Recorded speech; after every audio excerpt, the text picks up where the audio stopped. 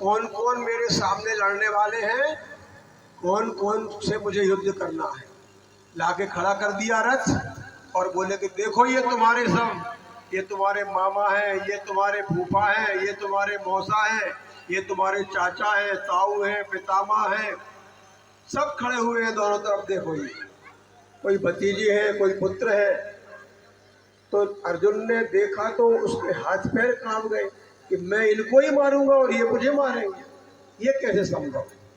तो अर्जुन ने विषाद योग किया तमाम सारा और कहने लगे कि नहीं नहीं नहीं, मैं अपने इस पृथ्वी तो क्या तीनों लोकों के राज्य का उपभोग भी मुझे करने को मिल जाए तो भी मैं इनको नहीं मारूंगा। ये रखा हुआ है धनुष बाण और अब मैं युद्ध नहीं करूंगा।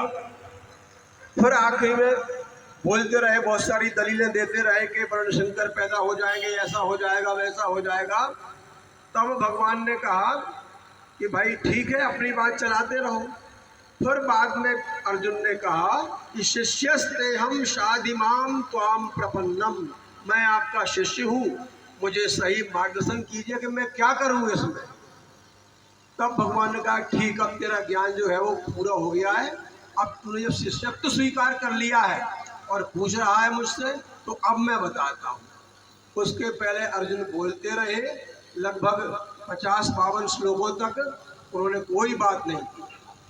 फिर यहीं से गीता के दूसरे अध्याय से 11वें श्लोक से भगवान ने ज्ञान देना शुरू किया और ज्ञान देना शुरू किया। ज्ञान देते देते यहाँ पर आए 12वें अध्याय में, और हमने जो पढ़ा है श्लोक उसमें क्या है कि अभ्यासेप्यसमर्थोषि मत्कर्म परमो भव मदर्थमपि कर्माणि कुर्वन् सिद्धिम अवाप्स्यसि। अगर तू किसी प्रकार के योग का, पूजन का, ध्यान का, इन सब का अभ्यास करने में असमर्थ है तो ऐसा हो जाए कि जो कर्म भी कर रहा है वो मेरे अर्पण कर, मेरे लिए कर। ये मान ये काम भगवान के लिए कर रहा हूँ। अब ये बहुत बड़ी बात कह दी। हम कोई भी काम करते हैं और उसको सोच ले कि ये काम भगवान के लिए कर रहे हैं, तो क्या उसमें चोरी कर सकते हैं क्या? झूठ बोल सकते हैं क्या? कोई पाप कर्म कर सकते हैं क्या? नहीं कर सकते, काम खत्म हो गया। एक बात सोच लो। उन्होंने कहा अच्छा, बड़ी अच्छी बात है। तो उन्होंने कहा अथई तदप्य शक्तोषि कर्तुम मद्योगम आश्रिता सर्व कर्म फल त्यागम तथा पुरुषात्मपान। अगर तू ये भी नहीं कर पा रहा तो जो कुछ भी तू कर रहा है उसमें फल की आशा छोड़कर और फिर आगे उसका काम कर। उन्होंने कहा कैसे, क्या होगा? तो बोले श्रेयो ही ज्ञानम अभ्यासात्, अभ्यास से ज्ञान श्रेष्ठ है। ज्ञानात् ध्यानम विशिष्यते, ज्ञान से ध्यान श्रेष्ठ है। और ध्यानात् कर्म फल त्याग, ध्यान से कर्मों के फलों का त्याग श्रेष्ठ है, क्योंकि त्यागात् शांतिरनंतरम, त्याग के बाद में ही शांति प्राप्त होती है, बिना उसके शांति नहीं मिलती। जब तक हम समेटते रहेंगे, सब कुछ करते रहेंगे तो हमारे मन में क्रांति मची रहेगी, और जब जैसे ही हम छोड़ना शुरू करेंगे बड़ी शांति पैदा हो जाएगी। उन्होंने कहा कैसे करें, क्या बने? तो अगला श्लोक बहुत महत्वपूर्ण है। ये 2 श्लोक है, इनको बहुत ध्यान से सुनना। उन्होंने कहा कि तुम ऐसे बन जाओ। बोले कैसे बन जाओ? अद्वेष्टा सर्वभूतानां, सभी भूतों में, भूत माने प्राणी, हम सब भूत हैं। भू माने जो पैदा हो गया है, जो भूत माने जो हो गया है, जिसमें चेतना है, वो सब भूत है। हम सब भूत हैं। भूत माने जिसमें जीवन है, प्राण है, वो सब भूत हैं। तो हम सब सभी भूतों में, सभी प्राणियों में, प्राणी माने मनुष्य ही नहीं, पशु पक्षी, पेड़ पौधे, पहाड़, नदियाँ, इन सब में अद्वेष्टा हो जाओ। किसी से द्वेष नहीं कर रहे। अब किसी से द्वेष नहीं कर रहे, ऐसे बन जाओगे तो क्या होने लगता है, कुछ गड़बड़ी ना हो जाए, इसको देख लो। अब अपन तो बिना माइक के भी गीता जी कर लेंगे, लेकिन कुछ इसको गड़बड़ी ना हो जाए, देखिए।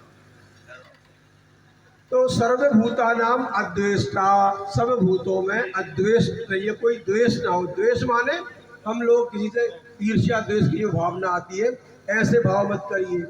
और कैसे बन जाए कि मैत्रा, मैत्रा माने मित्रता का भाव। मित्रता का भाव जब सब में होगा आपका, इधर देखिए वहां कुछ नहीं है, इधर देखो बेटा, मित्रता का भाव यदि हम सब में होगा, हम ये मान लें कि ये भी मित्र है, वो भी मित्र है, वो भी मित्र है, सब हमारे मित्र हैं, फिर किसी को क्यों हम गाली देंगे, किसी को हम फिर मार काट क्यों करेंगे, हम किसी को काट के क्यों खाएंगे, हम किसी पेड़ पौधे को भी क्यों हम काटेंगे, उसको नष्ट करेंगे, नहीं करेंगे ना। क्यों? क्योंकि सब में मित्रता का भाव हमारा आ गया है।